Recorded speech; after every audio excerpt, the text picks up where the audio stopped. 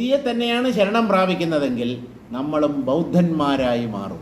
ബുദ്ധിയെ ശരണം പ്രാപിച്ചവരാണ് ബൗദ്ധന്മാർ, ബുദ്ധൻ്റെ അനുയായികൾ. ബുദ്ധൻ്റെ അനുയായികൾ ബുദ്ധിയെ ശരണം പ്രാപിച്ചവരല്ല, ബുദ്ധനെ ശരണം പ്രാപിച്ചവരാണ്. അവർ ശൂന്യവാദികളാണ് എന്ന് പറയുമ്പോഴും അത് സിദ്ധാന്തപരമായി മാത്രമേ ആ ശൂന്യവാദത്തെ അംഗീകരിച്ചിട്ടുള്ളൂ. അവർ ഈ പ്രപഞ്ചം സത്യമാണെന്ന് വിശ്വസിച്ച് കഴിയുന്നവരാണ്. ഈ പ്രപഞ്ചം ഇല്ലാത്തതാണ്, ശൂന്യതയിൽ നിന്ന് പൊന്തിയതാണ് എന്ന് ബുദ്ധൻ്റെ അനുയായികൾ അംഗീകരിച്ചതായി തോന്നുന്നില്ല. അവർ ബുദ്ധൻ്റെ അനുയായികളാണ്. ബുദ്ധവിഹാരങ്ങളിൽ ബുദ്ധൻ്റെ പ്രതിമകളാണ് പ്രതിഷ്ഠിച്ചിട്ടുള്ളത്. വിഗ്രഹാരാധനയെ ശക്തമായി എതിർത്ത ഒരു വ്യക്തിയാണ് ഈ ശ്രീബുദ്ധൻ. വിഗ്രഹാരാധന, രൂപങ്ങൾ ആരാധിക്കരുത്, കാരണം അരൂപമായ ഒരു ശൂന്യതയിൽ നിന്ന് പൊന്തിയതാണ് ഈ പ്രപഞ്ചം.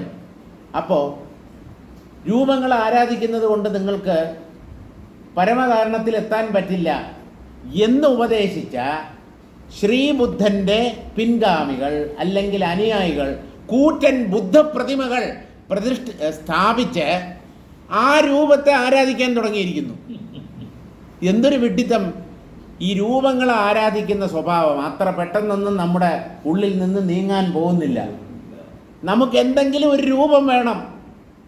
അത് ദിവ്യമായ രൂപമോ ഗുരുവിൻ്റെ രൂപമോ എന്തോ.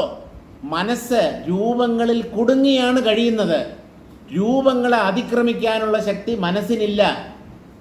രൂപങ്ങളെ മനസ്സ് അതിക്രമിച്ചാൽ ആ മനസ്സ് സത്യത്തിൽ എത്തിച്ചേരുമെന്ന് പറയാൻ പറ്റില്ല. രൂപങ്ങളെ അതിക്രമിക്കുമ്പോൾ ഒരു അവ്യക്താവസ്ഥ സംജാതമാകും. അതിൽ ഈ ബുദ്ധിയും മനസ്സും എല്ലാം ലയിച്ചു പോവുകയാണ് ചെയ്യുന്നത്. അപ്പോഴും സത്യം സാക്ഷാത്കരിക്കപ്പെടുന്നില്ല. അപ്പോൾ ഈ ശൂന്യതയെയും അതിവർത്തിച്ച് അതിൻ്റെ അങ്ങേപ്പുറത്ത് ചെന്നാൽ ആത്മാനുഭവം ഉണ്ടാവും. അപ്പോൾ ഈ ശൂന്യതയെ എങ്ങനെയാണ് ഭേദിക്കുക എന്ന് പറഞ്ഞാൽ, ബുദ്ധിയെ ശരണം പ്രാപിക്കുന്ന സ്വഭാവം വിട്ടിട്ട് സദ്വസ്തുവിനെ ശരണം പ്രാപിക്കുക.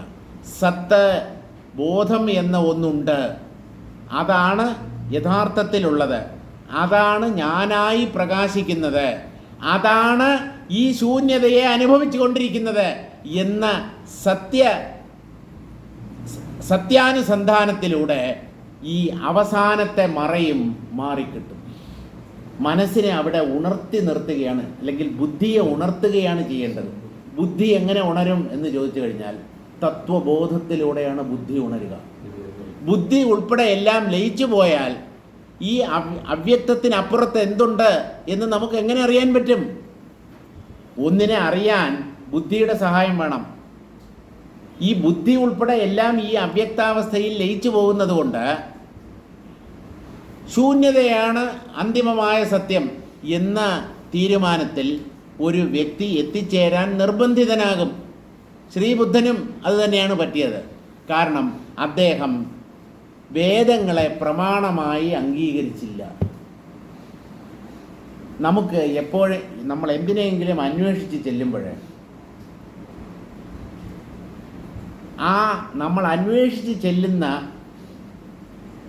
ആ ഒന്നിനെ നാം നേരിട്ട് കണ്ടെത്തുന്നത് വരെ ആരുടെയെങ്കിലും വാക്ക് വിശ്വസിച്ചേ പറ്റും.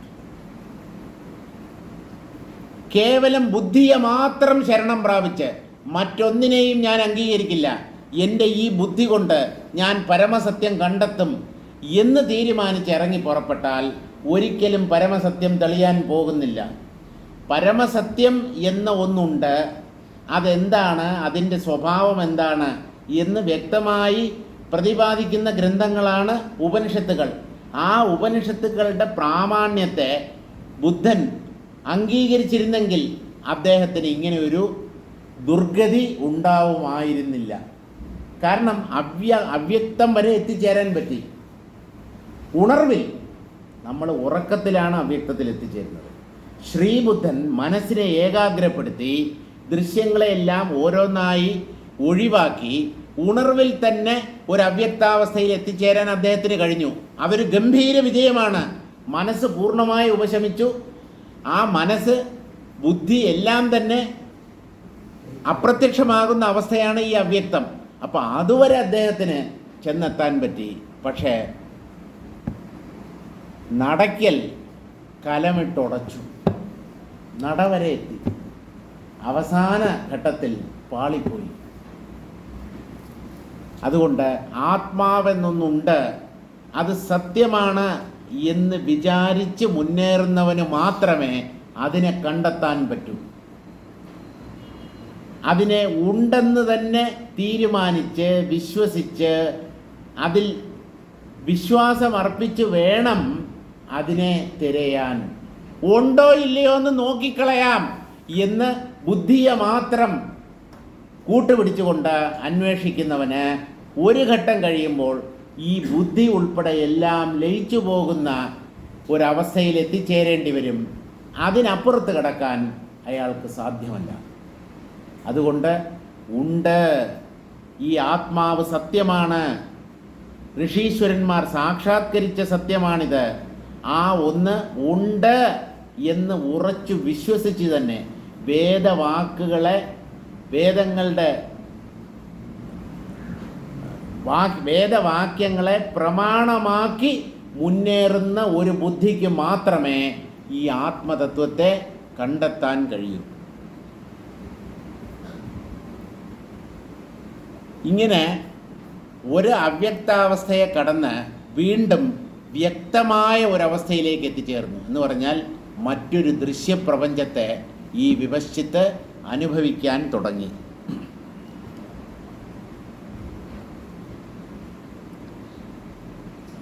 പുനഃസംസാരരചനാ പുനഃസർഗാ പുനർദിശഃ പുനർമഹീധരാ വ്യോമ പുനർദേവാ പുനർനരാഹ.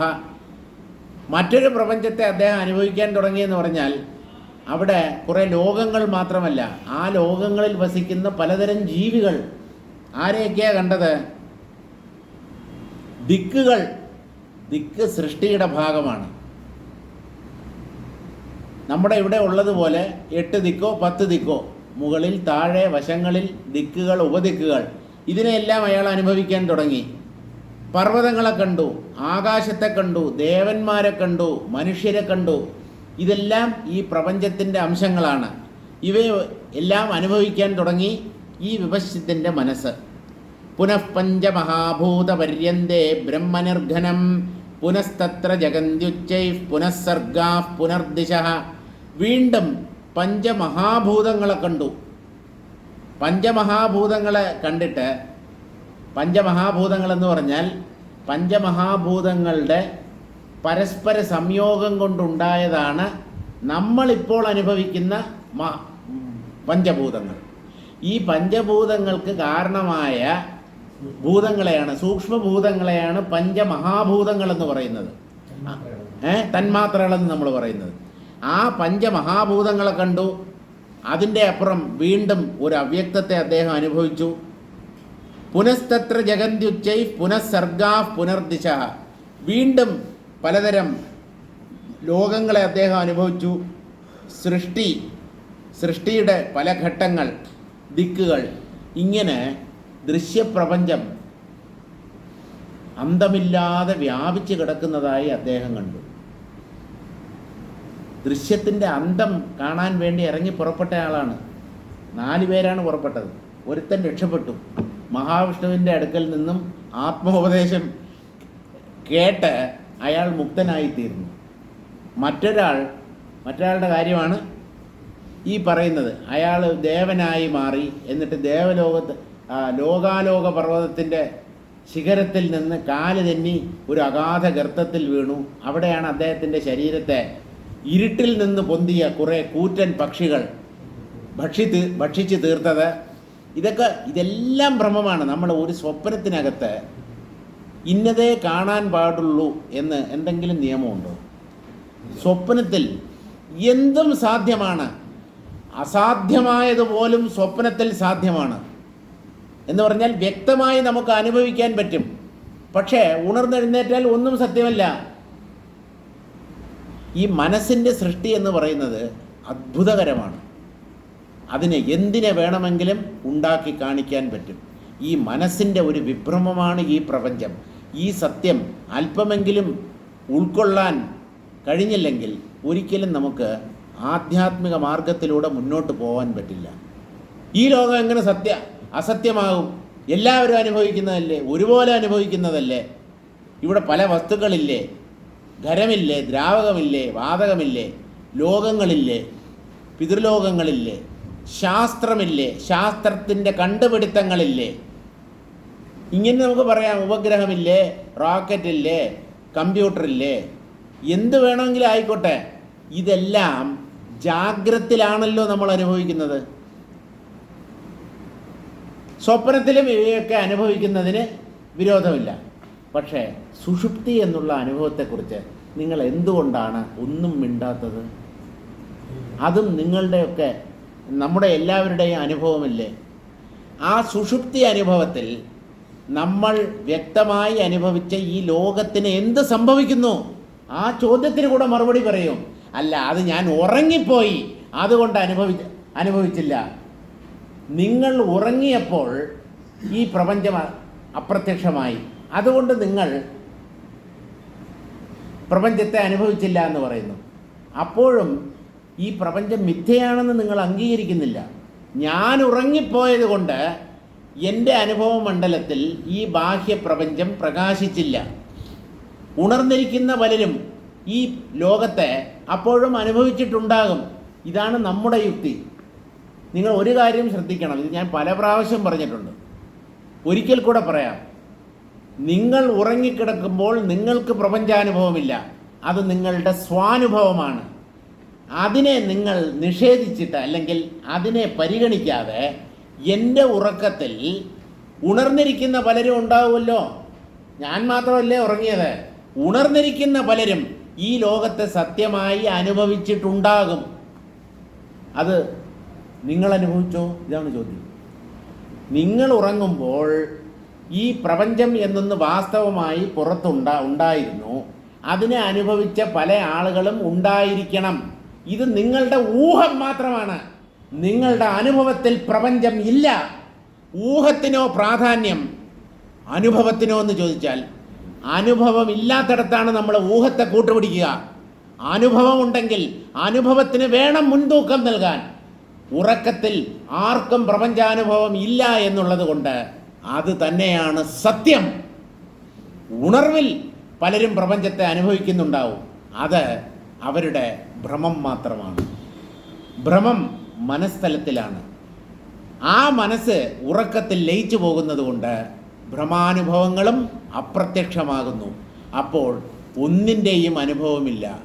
ഒന്നുമില്ല രമേശ് എന്ന് സാറ് പറഞ്ഞതിൻ്റെ പൊരുളിതാണ്. അതും ഇതുമല്ല, അസദർത്ഥമല്ല, അതോ ഇതോ ഒന്നുമല്ല ഈ ആത്മാവ്. അത് ശൂന്യതയുമല്ല, സച്ചിത് അമൃതമെന്ന് തെളിഞ്ഞ് ധീരനായി അത് സച്ചിദാനന്ദ സ്വരൂപമായ അഴിവില്ലാത്ത പരമ്പൊരുളാണ് എന്ന് മനസ്സിലാക്കി ധൈര്യത്തോടുകൂടി ആ സത്യത്തെ സമീപിക്കണം. ഇതാണ് ഗുരുദേവൻ പറയുന്നത്. അതിൽ വിശ്വാസം ഉണ്ടാവണം. അങ്ങനെ ഒരു സത്യം ഉണ്ടായേ പറ്റൂ. അതിനെ വിശ്വസിച്ച് മാത്രമേ എനിക്ക് രക്ഷപ്പെടാൻ പറ്റൂ എന്ന് തീരുമാനിച്ച് പതുക്കെ പതുക്കെ മനസ്സിനെ ഉപശമിപ്പിക്കണം. സിദ്ധാന്തപരമായി ആ സത്യത്തെ ഉൾക്കൊണ്ടിട്ട് സാധനകളിലൂടെ ചിത്തവൃത്തികളെ ഉപശമിപ്പിച്ച്, അതാണ് സത്തോം ഇതി മൃദുവായി അമർന്നിടേണം എന്ന് ഗുരുദേവൻ പറഞ്ഞത്. ആ സത്ത് അത് തന്നെയാണ് ഓം എന്നുള്ള ശബ്ദം കൊണ്ട് സൂചിപ്പിക്കപ്പെടുന്നത്. അതുമാത്രമേ വാസ്തവത്തിലുള്ളൂ. മറ്റുള്ളതെല്ലാം അതിലെ വെറും ഭ്രമങ്ങൾ മാത്രം എന്ന് മനസ്സിനെ, ബുദ്ധിയെ അല്പാൽപമായി പഠിപ്പിച്ച് മനസ്സിൻ്റെ വൃത്തികളെയൊക്കെ ഉപശമിപ്പിച്ച് അവസാനം പൂർണ്ണമായി ആ തത്വത്തിൽ വിലയം പ്രാപിക്കണം. അവസാനത്തെ ശ്ലോകമാണ് ആത്മോപദേശ ശതകത്തിലെ 100ാമത്തെ ശ്ലോകം. അപ്പം ഇദ്ദേഹം ഇങ്ങനെ പലതിനെയും കണ്ടു. അവ്യക്തത്തിൽ നിന്ന് പല കാഴ്ചകളും പൊന്തും. ഇരുട്ടിൽ നിന്ന് പൊന്തുന്ന ഭൂതപ്രേതാദികളെ പോലെ. ഈ പകൽ വെളിച്ചത്തിൽ ആരും ഭൂതപ്രേതാദികളെ കണ്ടിട്ടില്ല. അങ്ങനെ നിങ്ങളെ എവിടെ എപ്പോഴെങ്കിലും കേട്ടിട്ടുണ്ടോ? ഇതെല്ലാം ഇരുട്ടിൽ നിന്ന് പൊന്തുന്നതാണ്. ഇരുട്ടിൽ നിന്ന് പൊന്തുന്നത് ഇരുട്ട് തന്നെയായിരിക്കും, അല്ലാതെ ഭൂതപ്രേതങ്ങളൊന്നും യഥാർത്ഥത്തിൽ ഇരുട്ടത്ത് പ്രത്യക്ഷപ്പെടുന്നില്ല. ഭൂതപ്രേതാദികൾ ഇല്ല എന്ന് നമ്മൾ പറയുന്നില്ല. പക്ഷേ ഞാൻ ശ്മശാനത്തിൻ്റെ അടുത്തുകൂടെ നടന്നു പോയപ്പോൾ അകത്തൊരു ഭീകര രൂപത്തെ കണ്ടു. ഒരു വാലോട് കൂടിയ ഒരു സത്വം ആകാശത്തിലൂടെ ഇങ്ങനെ പറന്നു പോകുന്നത് പോലെ കണ്ടു. നിങ്ങൾ കണ്ടത് ഇരുട്ടിനെയാണ്. ആ ഇരുട്ട് എന്ന ചുറ്റുപാടിൽ നിങ്ങളുടെ മനസ്സുണ്ടാക്കിയ ഭൂതത്തെയും പ്രേതത്തെയും മാത്രമാണ് നമ്മൾ എല്ലാവരും തന്നെ കാണുന്നത്. പകലിൽ നമുക്ക് ഭൂതപ്രേതാദികളെക്കുറിച്ച് ചിന്തയില്ല. രാത്രിയാണ് ഈ വേണ്ടാത്ത ചിന്തകളൊക്കെ ഉണ്ടാകുന്നത്. ആ മനസ്സ് തന്നെയാണ് ആ ഭൂതപ്രേതാദികളുടെ രൂപം കൈക്കൊള്ളുന്നതും. പകലിൽ ഈ വക സാധനങ്ങളെ ഒരൊറ്റ എണ്ണത്തിനെ കാണാനില്ലല്ലോ. ഇതൊക്കെ എവിടെ പോയി ഒളിക്കുന്നു? പകലിൽ നമ്മൾ കാണുന്ന ഭൂതപ്രേതാദികളാണ് നമുക്ക് ചുറ്റുമുള്ളവർ, അല്ലാതെ വേറൊന്നുമല്ല. ഇരുട്ടിൽ കാണുന്നത് നമ്മുടെ മനസ്സിൻ്റെ ഒരു വിഭ്രമം, പകലിൽ കാണുന്നതും നമ്മുടെ വിഭ്രമം തന്നെയാണ്. ഈ ഭയം കൊണ്ടാണ്. രാത്രിയാണ് ഭയം തലപൊക്കുന്നത്. വേണ്ടാത്ത ചിന്തകളും ഭയവുമൊക്കെ, മരണഭയമൊക്കെ രാത്രിയാണ് കിടക്കുമ്പോൾ. ഞാൻ ചത്തുപോകുമോ? താൻ ചെത്തുപോയത് കൊണ്ട് ഈ ലോകത്തിന് ഒരു നഷ്ടവും വരാനില്ല. താനല്ല, ഈ ലോകത്തുള്ള സകല മനുഷ്യരും ചത്തുപോയാലും ആർക്കും ഒരു നഷ്ടവും വരാനില്ല. മരിച്ചവനും നഷ്ടമില്ല, മരിക്കാൻ പോകുന്നവനും നഷ്ടമില്ല. നമുക്ക് ഒരിക്കലും നഷ്ടം സംഭവിക്കുന്നില്ല. നഷ്ടക്കച്ചവടം നമ്മുടെ ജീവിതത്തിൽ ഒരിക്കലും നമ്മൾ ചെയ്യുന്നില്ല. നമുക്ക് കിട്ടുന്നതൊക്കെ ലാഭം മാത്രമാണ്. ഒരു ശരീരം നഷ്ടമായാൽ ഇതിനേക്കാളും ഊർജ്ജസ്വലമായതും തിളങ്ങുന്നതും ഫ്രഷായിട്ടുള്ളതുമായ മറ്റൊരു ശരീരമാണ് നിങ്ങൾക്ക് കിട്ടാൻ പോകുന്നത്. ഇതിലെന്ത് നഷ്ടം? അല്ല, എന്നാലും ഞാനിപ്പോൾ വളർന്നു വന്ന ചുറ്റുപാട്, എൻ്റെ ഭാര്യ, എൻ്റെ കുട്ടികൾ, ഞാൻ സമ്പാദിച്ച പണം, ഞാൻ കെട്ടിയ വീട്, ഇതൊക്കെ നഷ്ടമാകുന്നു എന്ന് പറഞ്ഞാൽ ഇതിനേക്കാളും ഗംഭീരമായ ഭാര്യയും കുട്ടികളും വീടുമൊക്കെ ഇനി നിങ്ങൾക്ക് കിട്ടും. എന്തിന് നമുക്കിങ്ങനെ ഒരു നഷ്ടബോധം ഉണ്ടാവണം? അതിൻ്റെ ആവശ്യമില്ല. ഇത് പോയാൽ ഇതിനേക്കാളും വലുത് നമുക്ക് കിട്ടാനുണ്ട് എന്നാണ്. പുറത്തിറങ്ങിയതിനേക്കാളും നീളമുള്ളത് മാളത്തിനകത്തുണ്ടെന്ന് പറഞ്ഞതുപോലെ പുറത്ത് വന്നത് ചെറിയ സാധനമാണ്, കുഞ്ഞാണ്. ഇതിനേക്കാളും വലുത് മാളത്തിൻ്റെ ഉള്ളിലുണ്ട്. അതുപോലെ നമ്മളിപ്പോൾ അനുഭവിക്കുന്നത് ഇതാണെല്ലാം, ഇതാണ് അന്തിമമെന്ന് വിചാരിക്കരുത്. അനുഭവങ്ങൾ ഒടുങ്ങുന്നില്ല. മായയുടെ തലത്തിൽ ഇങ്ങനെ പല പല പുതിയ ദൃശ്യങ്ങളും പൊന്തി വന്നുകൊണ്ടേയിരിക്കും. അതുകൊണ്ട് മരണത്തിലൂടെ നമുക്ക് യാതൊന്നും നഷ്ടപ്പെടുന്നില്ല എന്ന് തിരിച്ചറിയുക. ഈ നഷ്ടബോധമാണ് മരണഭയമായി പ്രകടമാകുന്നത്. ഞാൻ ഇതിനെല്ലാം വിട്ടിട്ട് പോകണം, ഞാൻ ഒറ്റയ്ക്കാവും. എന്ത് ഒറ്റയ്ക്ക്? ഒറ്റയ്ക്കായാൽ നിങ്ങളുടെ അടുത്ത് ആരുമില്ല, പൂർണ്ണമായ ഏകാന്തത, വിജനത. അവിടെ നിങ്ങളുടെ ഭയമൊക്കെ ഒഴിഞ്ഞു മാറുകയല്ലേ വേണ്ടത് സുഹൃത്തെ? അടുത്ത് ആരുമില്ല. ശ്മശാനത്തിൻ്റെ അകത്ത് ഒറ്റയ്ക്ക് കിടന്നുറങ്ങുന്ന ആൾ ആരെ ഭയപ്പെടണം? കള്ളന്മാരില്ല, കൊള്ളക്കാരില്ല, മറ്റാര് പിടിച്ചു പറിക്കാരോ അങ്ങനെ ആരുമില്ല. ആകപ്പാട് നമ്മൾ ശ്മശാനത്തിനകത്ത് ഭയപ്പെടേണ്ടത് നമ്മുടെ തന്നെ സങ്കല്പത്തിൽ പൊന്തുന്ന ഭൂതപ്രേതാദികളെയാണ്. അത് നമ്മുടെ മനസ്സിൻ്റെ വിഭ്രമം മാത്രമാണ്. അല്ലാതെ ശ്മശാനത്തിൽ കിടന്നുറങ്ങാൻ നല്ല രസം തോന്നണം. സെമിത്തേരിയിലും മറ്റുമൊക്കെ കിടന്ന് ആ ശവക്കല്ലറയുടെ പുറത്ത് നല്ല സിമൻറ്റ് സ്ലാബും അല്ലെങ്കിൽ എന്താ പറയുന്നതിന് ഗ്രാനൈറ്റ് സ്റ്റോണിലൊക്കെയാണല്ലോ ഈ ശവക്കല്ലറകളുടെ മുകൾ ഭാഗം. അതിലൊക്കെയാണല്ലോ മരിച്ച ആളിൻ്റെ പേരും മറ്റുമൊക്കെ, അദ്ദേഹം ജനിച്ച തീയതിയും ഒക്കെ കൊത്തിവെച്ചിരിക്കുന്നത്. അതിൻ്റെ പുറത്ത് കിടന്നുറങ്ങുമ്പോൾ നമുക്ക് ഒരു ഭയവും തോന്നേണ്ട കാര്യമില്ല. ഇതൊക്കെ പറയാൻ കൊള്ളാം. ആ സമയത്തായിരിക്കും ദൂരെ എങ്ങാണ്ടിരുന്ന ഒരു കുറുക്കൻ ഓരിയിടുന്നത്. അയ്യോ, എന്തോ ഒരു സാധനം വരുന്നുണ്ട്. അപ്പോഴ് അടുത്തുള്ള ഏതെങ്കിലും ഒരു ചെടി ഇങ്ങനെ അനങ്ങും. വല്ല പെരിച്ചാഴിയോ മറ്റോ ഓടിയതായിരിക്കും. നമ്മൾ ഭയന്ന് ചാവാൻ അത് മതിയല്ലോ. ഭയന്ന് ചാവുന്നവരാണ്. മരണം നമ്മെ സമീപിക്കുന്നതിന് മുമ്പ് നമ്മൾ പല പ്രാവശ്യം മരിച്ചു കഴിഞ്ഞിരിക്കും. ധീരൻ ജീവിതത്തിൽ ഒരിക്കലേ മരിക്കുന്നുള്ളൂ, ഭീരുക്കൾ പല പ്രാവശ്യം മരിക്കും. അതവൻ്റെ ഭീരുത്വം കാരണമായിട്ടാണ്. മരിച്ചു പോകും എന്നുള്ള ചിന്ത തന്നെ അവന് മരണസമാനമായ അനുഭവം ഉണ്ടാക്കി തീർക്കും. പുനസ്തത്ര ജഗന്ത്യുച്ചൈ പുനഃസർഗാ പുനർദിശഃ ബ്രഹ്മാകാരസ്തതസ്സർഗാ പുനരന്യേ ത്വനിഷ്ഠിതാഃ ഇത്യസൗ വിഹരൻ ദീർഘകാലമദ്യാപി സംസ്ഥിതഃ. എനിക്ക് തോന്നുന്നത് ഇവിടെയാണ് നമ്മൾ നിർത്തിയത്. 41-ാമത്തെ ശ്ലോകത്തിലാണ്. ഇപ്പോൾ ഓർമ്മ വരുന്നു, കോടതിയിൽ നിന്ന് പുറത്തിറങ്ങിയതിന് ശേഷം വക്കീലിന് ബുദ്ധി ഉദിച്ചിട്ട് കാര്യമില്ലല്ലോ. കോടതിയിൽ വാദപ്രതിവാദം നടക്കുമ്പോൾ വേണമല്ലോ ഈ ബുദ്ധി ഉദിക്കേണ്ടത്. അയ്യോ, ഈ ലാ പോയിന്റ് അവിടെ പ്രയോഗിക്കാമായിരുന്നു. ആ സമയത്ത് തോന്നിയില്ലല്ലോ.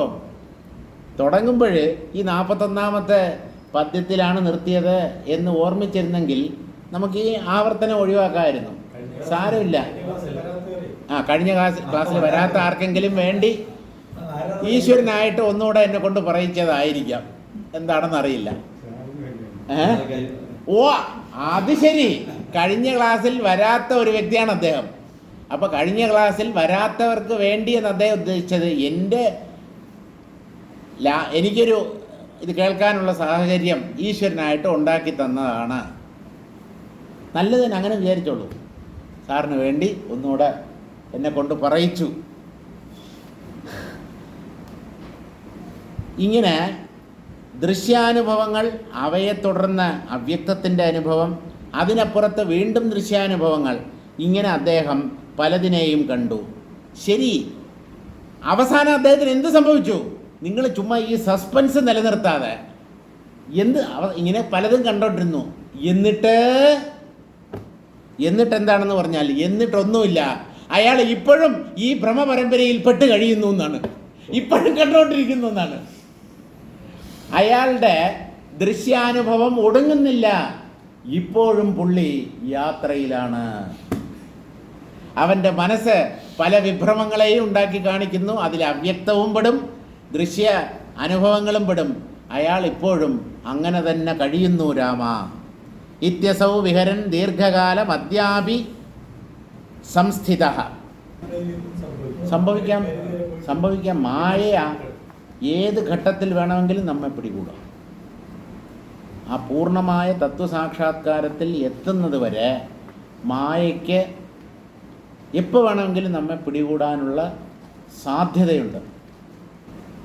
നിഷ്ഠിതം ഘനം നിർഘനം, അത് 40-ാമത്തെ ശ്ലോകത്തിൻ്റെ വ്യാഖ്യാനമാണ്. അത് നമ്മൾ വായിച്ചു. അനിഷ്ഠിത അവ്യവസ്ഥിതാഹ പുനരന്യേ ത്വനിഷ്ഠിതാഹ. ഒരു ആധാരമോ അധിഷ്ഠാനമോ ഒന്നുമില്ലാതെ വെറുതെ ഇങ്ങനെ ദൃശ്യങ്ങൾ കാണുന്നു. അത് മനസ്സിൻ്റെ വിഭ്രമമല്ലാതെ മറ്റൊന്നുമില്ല. ആ വിഭ്രമങ്ങളിൽപ്പെട്ട് അയാൾ ഇപ്പോഴും കഴിയുന്നു എന്നാണ് വസിഷ്ഠ മഹർഷി പറയുന്നത്. എന്തുകൊണ്ട് ഈ ഭ്രമത്തിന് അറുതി വരുത്താൻ ആ വിപശ്യത്തിന് കഴിഞ്ഞില്ല എന്ന് ചോദിച്ചാൽ, അദ്ദേഹം തെറ്റായ ഒരു തീരുമാനത്തോടു കൂടിയാണ് യാത്ര ആരംഭിച്ചത്. എന്തായിരുന്നു അദ്ദേഹത്തിൻ്റെ തീരുമാനം? ഈ ദൃശ്യപ്രപഞ്ചത്തിൻ്റെ അവസാനം കണ്ടെത്തണം. ദൃശ്യപ്രപഞ്ചം ഒരിക്കലും അവസാനിക്കുന്നില്ല എന്നുള്ള കാര്യം ഇദ്ദേഹത്തിന് അറിയില്ലായിരുന്നു. ആത്മതത്വത്തിലാണ് ദൃശ്യാനുഭവങ്ങൾ പൂർണ്ണമായി അപ്രത്യക്ഷമാകുന്നത്. ആ ആത്മതത്വത്തെ അതുണ്ട് എന്ന് വിശ്വസിച്ച് ഒരു വ്യക്തി അന്വേഷിക്കണം. ആ ആത്മാവിനെക്കുറിച്ച് ഒന്നും അറിയാതെ ബുദ്ധിയെ മാത്രം ആശ്രയിച്ച് ഈ ദൃശ്യപ്രപഞ്ചത്തിൻ്റെ അതിർവരമ്പ് കണ്ടെത്താൻ ഇദ്ദേഹം തീരുമാനിച്ചു. അതാണ് ഈ വിപശ്യത്തിന് പറ്റിയ പറ്റ്. ബുദ്ധിയുടെ സഹായത്തോടു കൂടി ദൃശ്യമണ്ഡലത്തെ അതിക്രമിക്കാൻ സാധ്യമല്ല. ആ ബുദ്ധി തന്നെ പലതരം ഭ്രമദൃശ്യങ്ങളെയും ഉണ്ടാക്കി കാണിക്കും. സ്വനിശ്ചയാച്ചിരാഭ്യസ്താൻ നാസൗ വിരതിമേദിഹി അന്തോ നൈവാസ്ത്യവിദ്യായാ സാഹി ബ്രഹ്മൈവ സത്യത. ഒരു വലിയ ആറ്റം ബോംബ് ഇട്ടുകൊണ്ട് വസിഷ്ഠ മഹർഷി അദ്ദേഹത്തിൻ്റെ അവസാന വാക്കുകളിലേക്ക് കടക്കുകയാണ്. സ്വനിശ്ചയാത് ചിരാഭ്യസ്താത്. ഓരോരുത്തരും ഓരോന്ന് തീരുമാനിച്ചു വെച്ചിട്ടുണ്ട്. ആ തീരുമാനങ്ങളിൽ നിന്ന് അല്പം പോലും വ്യതിചലിക്കാൻ അവർ തയ്യാറല്ല. പ്രപഞ്ചം സത്യമാണ് എന്നുള്ളത് അനാവശ്യമായി നാം ഉണ്ടാക്കിയ ഒരു തീരുമാനമാണ്. അത് ഏത് വേദാന്ത ശാസ്ത്രം എത്ര പ്രാവശ്യം ഇത് മിഥ്യയാണ് എന്ന് പറഞ്ഞാലും അത്ര പെട്ടെന്നൊന്നും നമ്മൾ അംഗീകരിക്കാൻ പോകുന്നില്ല, അംഗീകരിക്കാൻ പറ്റില്ല. മായ അതിനെ അനുവദിക്കുകയില്ല. മായ എന്ന് പറഞ്ഞാൽ മനസ്സ്, അജ്ഞത കലർന്ന മനസ്സ്, അവിദ്യ കലർന്ന ബുദ്ധി. അത് ഈ പ്രപഞ്ചം മിഥ്യയാണ് എന്ന് എത്ര പ്രാവശ്യം കേട്ടാലും അതിനെ പൂർണ്ണമായി ഉൾക്കൊള്ളുകയില്ല. അവരവരുടെ നിശ്ചയത്തിനനുസരിച്ച്, പലകാലം അഭ്യസിച്ച് ഉറച്ച നിശ്ചയത്തിനനുസരിച്ച് ഓരോരുത്തരും ഈ സംസാരത്തിൽ ഭ്രമിച്ചുകൊണ്ടിരിക്കുന്നു. അവരുടെ കറക്കം ഒരിക്കലും അവസാനിക്കുകയില്ല. അവരുടെ മനസ്സ് ഏകത്വബോധത്തിൽ എത്തിച്ചേരുകയില്ല. അന്തോനൈവാസ്ത്യവിദ്യായാഹ. അവിദ്യ അല്ലെങ്കിൽ മായ, അതിന് അന്തമില്ല രാമ. അത് ഒടുങ്ങാത്തതാണ്. അത് ഒടുങ്ങും. ആത്മതത്വത്തിൽ എത്തിച്ചേരുമ്പോൾ മാത്രമേ അവിദ്യ പൂർണ്ണമായി പിന്മാറുകയുള്ളൂ. അതുവരെ ആ മായയുടെ സ്വാധീനം ജീവന്മാരിൽ ഉണ്ടാവുക തന്നെ ചെയ്യും. അവിദ്യയ്ക്ക് അന്തമില്ല രാമ. അല്ല മഹർഷേ, ഈ അവിദ്യ എന്നൊന്നും യഥാർത്ഥത്തിലുണ്ടോ? ഇല്ല.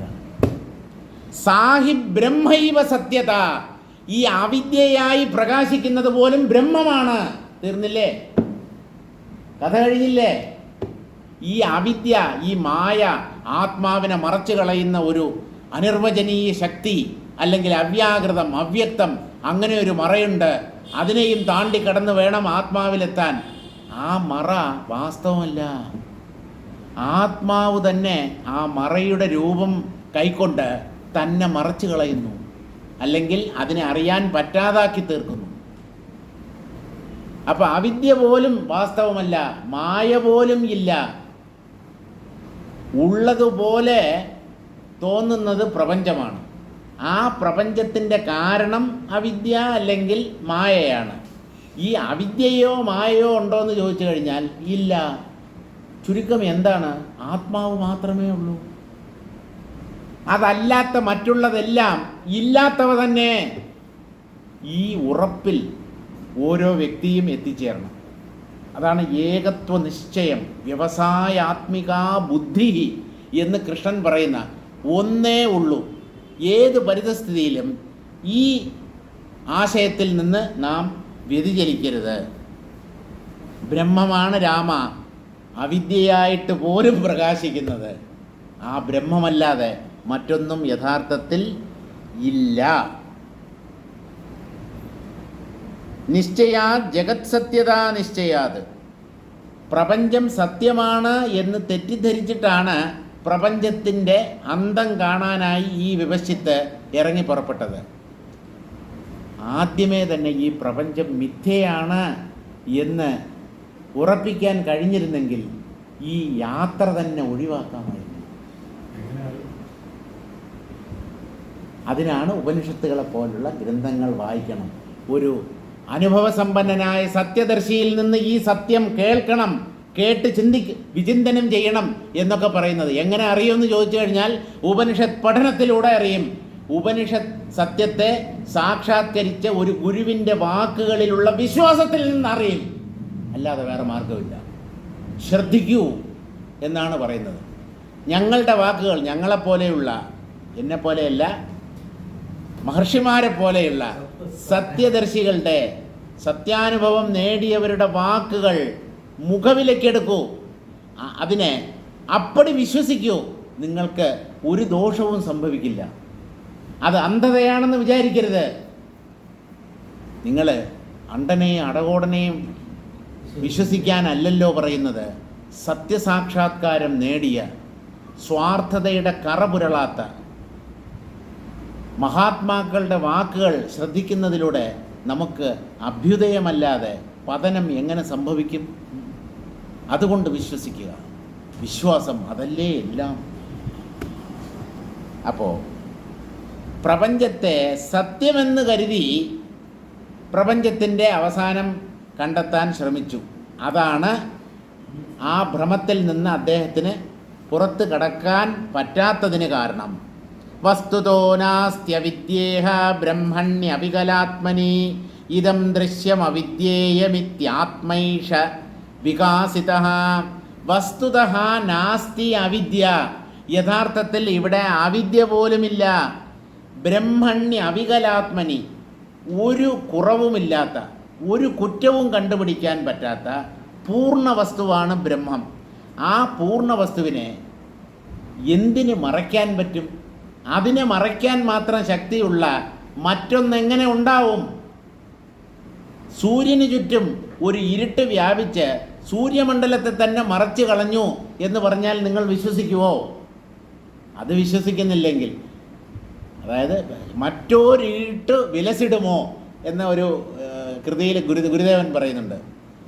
പ്രകാശം പ്രഭ ചൊരിയുന്ന സൂര്യമണ്ഡലത്തിനെ ചുറ്റി മറ്റൊരിരുട്ട് എങ്ങനെ വ്യാപിക്കും? അതിനെങ്ങനെ ആ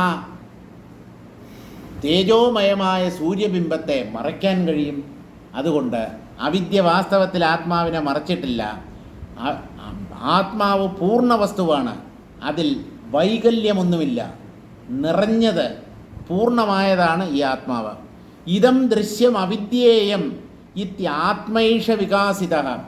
ഈ ദൃശ്യം അവിദ്യയാണ്, മായയാണ് എന്ന് വേദാന്ത ശാസ്ത്രം പറയുമ്പോൾ നിങ്ങൾ മനസ്സിലാക്കേണ്ടത് മായയില്ല, ആത്മാവ് തന്നെയാണ് പ്രപഞ്ചമായി കാണപ്പെടുന്നത് എന്നാണ്. പക്ഷേ ആത്മാവാണ് പ്രപഞ്ചമായി കാണപ്പെടുന്നത് എന്ന് പറഞ്ഞാൽ ഞങ്ങൾ ആത്മാവിനെ കാണുന്നില്ലല്ലോ എന്ന് പറയും. അതുകൊണ്ട് മായയാണ് ഈ പ്രപഞ്ചത്തെ സൃഷ്ടിച്ചത്, മായയാണ് ഇതിനെല്ലാം ഉത്തരവാദി എന്ന് മായാവാദത്തെ ശാസ്ത്രങ്ങൾ അംഗീകരിക്കുന്നു. ഈ മായയെ കണ്ടിട്ടാണോ നമ്മൾ വിശ്വസിക്കുന്നത്? എല്ലാം മായയിൽ നിന്ന് പൊന്തിയതാണ്, അല്ലെങ്കിൽ അവ്യാകൃതത്തിൽ നിന്ന് പൊന്തിയതാണ്. അതും നമ്മുടെ ഒരു വിശ്വാസം മാത്രമാണ്. അപ്പോൾ ഈ മായയെ വിശ്വസിക്കുന്നതിന് പകരം മായയെ അതിവർത്തിച്ച് നിൽക്കുന്ന ബ്രഹ്മമാണ് ഈ കാണപ്പെടുന്ന ദൃശ്യപ്രപഞ്ചം എന്ന് വിശ്വസിച്ചിരുന്നെങ്കിൽ എന്നേ രക്ഷപ്പെട്ടു പോയേനെ. ഇദം ഹി വിശ്വം ഭഗവാൻ. ഈ വിശ്വം ഭഗവാന്റെ പ്രത്യക്ഷ രൂപമാണ്. ആത്മാവാണ് പ്രപഞ്ചമായി കാണപ്പെടുന്നത്. ഈശാവാസ്യമിദം സർവം വാസുദേവ സർവമിതി സർവം ഖൽവിദം ബ്രഹ്മ. എത്ര വ്യക്തമായി പറയുന്നു. ഈ അവിദ്യയും മായയൊക്കെ നമുക്ക് വേണ്ടി കൂട്ടുപിടിച്ചതാണ് ഋഷീശ്വരന്മാർ. അതൊന്നും വിവരിക്കാൻ അവർക്ക് അശേഷം താല്പര്യമില്ല. അവർ ആത്മതത്വത്തിനെ കുറിച്ച് പറയാൻ വന്നവരാണ്. പക്ഷേ ആ ആത്മതത്വത്തെ നേരിട്ട് പറഞ്ഞാൽ മനുഷ്യബുദ്ധി അതിനെ ഉൾക്കൊള്ളില്ല, സംശയിക്കും എന്നുള്ളത് കൊണ്ട് മായയാണ് പ്രപഞ്ച സൃഷ്ടിക്ക് കാരണം എന്ന് പറഞ്ഞു. നമ്മൾ അനുഭവിക്കുന്ന പ്രപഞ്ചം അങ്ങനെ ഒന്നും യഥാർത്ഥത്തിൽ ഉണ്ടായിട്ടേയില്ല. ആത്മാവിനെ തന്നെ നിങ്ങളുടെ ഉള്ളിലെ അജ്ഞത കാരണം നിങ്ങൾ പ്രപഞ്ചമായി കാണുന്നു. അത് നിങ്ങളുടെ കുറ്റമാണ്, നിങ്ങളുടെ കുറവാണ്, നമ്മളുടെ മാത്രം പിടിപ്പുകേടാണ്. നിങ്ങളുടെ എന്ന് പറയുമ്പോൾ എന്നെയും കൂടെ ചേർത്താണ് ഞാൻ പറയുന്നത്. എപ്പോഴും അത് ഞാൻ ഓരോ പ്രാവശ്യവും ഞാൻ ആവർത്തിക്കേണ്ട കാര്യമില്ലല്ലോ. ഈ നിങ്ങൾ എന്നുള്ള വാക്കിൽ ഞാനും ഉൾപ്പെടും. ആരൊക്കെ പ്രപഞ്ചത്തെ കണ്ട് ഭ്രമിക്കുന്നുവോ അവരെല്ലാവരും നിങ്ങളെന്നുള്ള വാക്കിനകത്ത് ഉൾപ്പെടും. അതുകൊണ്ട് ദൃശ്യം ഇതം ദൃശ്യം അവിദ്യ ഇയം ഇത്യാത്മൈഷ വികാസിത. ആത്മശക്തി തന്നെയാണ് അവിദ്യ. ഈ അവിദ്യയുടെ അധിഷ്ഠാനം എന്താണെന്ന് ചോദിച്ചാൽ ഈ അവിദ്യ അല്ലെങ്കിൽ മായ ഇത് എവിടെയാണ് നിൽക്കുന്നത്? അവിദ്യ മായ എന്നുള്ളത് ഭ്രമമാണ്, സമ്മതിച്ചു. പക്ഷേ ഏത് ഭ്രമത്തിനും ഒരു അടിസ്ഥാനം, ഒരു സത്യവസ്തു ആധാരമായിട്ടുണ്ടാവണമല്ലോ. അവിദ്യയും മായയും ആത്മാവിനെ ആശ്രയിച്ചാണ് നിൽക്കുന്നത്. എങ്ങനെ അറിയാം? നമ്മുടെ അനുഭവം കൊണ്ട് തന്നെ അറിയാം. ഞാൻ അജ്ഞാനിയാണ്, എനിക്ക് ആത്മാവിനെ അറിയില്ല. ഇതാണല്ലോ നമ്മൾ പറയാൻ പോകുന്നത്, അല്ലെങ്കിൽ പല കാലമായി പറഞ്ഞുകൊണ്ടിരിക്കുന്നത്. എനിക്ക് ആത്മാവിനെ അറിയില്ല. അറിയില്ല എന്ന് നിങ്ങൾ അറിയുന്നുണ്ടല്ലോ. ഇല്ലേ? അറിയില്ല എന്നറിഞ്ഞിട്ടല്ലേ അറിഞ്ഞൂടാന്ന് പറയുന്നത്. അറിവില്ലായ്മയെക്കുറിച്ചുള്ള അറിവ് ആത്മാവിൻ്റെ അനുഗ്രഹം കൊണ്ട് സംഭവിക്കുന്നതാണ്. അതുകൊണ്ട് അവിദ്യയുടെ അധിഷ്ഠാനം വിദ്യ അല്ലെങ്കിൽ ആത്മാവാണ്. അറിവില്ലായ്മ നിൽക്കുന്നത് അറിവിലാണ്. അതുകൊണ്ടാണ് എനിക്കറിഞ്ഞൂടാന്ന് നിങ്ങൾക്ക് പറയാൻ പറ്റുന്നത്. അറിവില്ലായ്മയെക്കുറിച്ചുള്ള അറിവ് നിങ്ങൾക്കുണ്ട്. അറിവില്ലായ്മയെക്കുറിച്ച് നിങ്ങൾ അറിയാതിരുന്നെങ്കിൽ എനിക്ക് അറിഞ്ഞുകൂടാ എന്ന് പോലും പറയാൻ കഴിയുമായിരുന്നില്ല.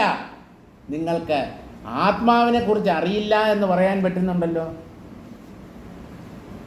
ആത്മാവിനെക്കുറിച്ചാണ് നിങ്ങൾക്കറിയാത്തത്. പ്രപഞ്ചത്തെക്കുറിച്ചറിയാം, നിങ്ങളെക്കുറിച്ചറിയാം, നിങ്ങളുടെ കുടുംബത്തെക്കുറിച്ചറിയാം, ഭാര്യയും കുട്ടികളെയും കുറിച്ചറിയാം, മറ്റെല്ലാറ്റിനെയും കുറിച്ചറിയാം. അറിവിനും അറിവില്ലായ്മയ്ക്കും ആധാരമായി അറിവിനെയും അറിവില്ലായ്മയെയും കടന്നു വർത്തിക്കുന്ന അറിവ് സ്വരൂപമായ ഒന്നുണ്ട്. അതാണ് ബ്രഹ്മം.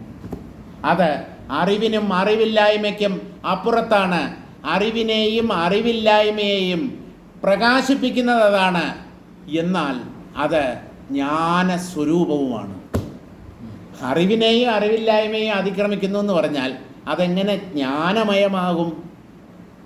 അത് അറിവായതുകൊണ്ടാണ് അറിവിനെയും അറിവില്ലായ്മയെയും അത് പ്രകാശിപ്പിച്ചു തരുന്നത് നമുക്ക് വേണ്ടി. അതിനെ അറിയുന്നില്ല എന്ന് നമുക്കെങ്ങനെ പറയാൻ പറ്റും? നമ്മുടെ അറിവിനെ, നമ്മുടെ അറിവില്ലായ്മയെ രണ്ടിനെയും പ്രകാശിപ്പിച്ചുകൊണ്ട് അത് നമ്മുടെ അന്തരാത്മാവായി നിലനിൽക്കുമ്പോൾ അതിനെ അറിയുന്നില്ല എന്ന് പറയുന്നത് എങ്ങനെ ശരിയാവും? അതിനെ അറിയുന്നു, എപ്പോഴും അറിയുന്നു. അതിനെ അറിയാതിരിക്കുന്ന ഒരു സെക്കൻഡ് പോലുമില്ല. അവിദ്യാവശകരായ നമ്മളാണ് അതിനെ അറിയാത്തത്. അതിന് നമ്മുടെ പിടിപ്പുകേടാണ് കാരണം.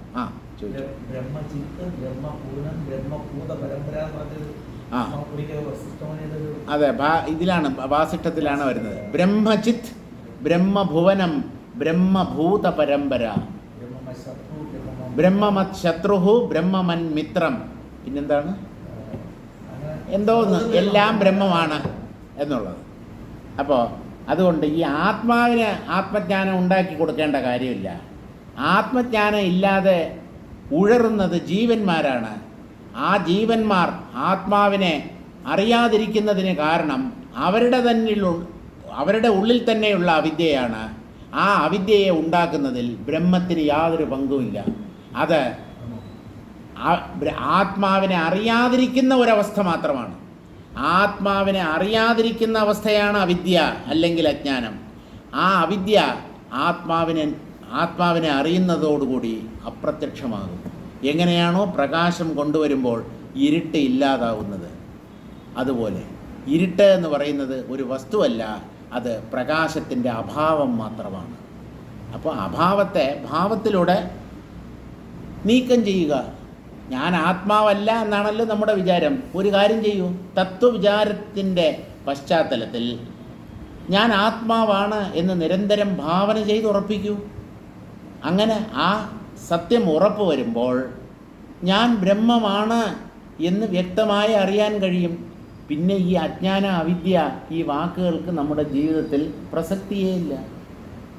അപ്പോൾ അതിനെ അറിയുക മാത്രമാണ് ഏക ഉപായം. അല്ലാതെ അറിയുക എന്ന് പറഞ്ഞാൽ നിരന്തരമായ അനുസന്ധാനത്തിലൂടെ അറിയുക.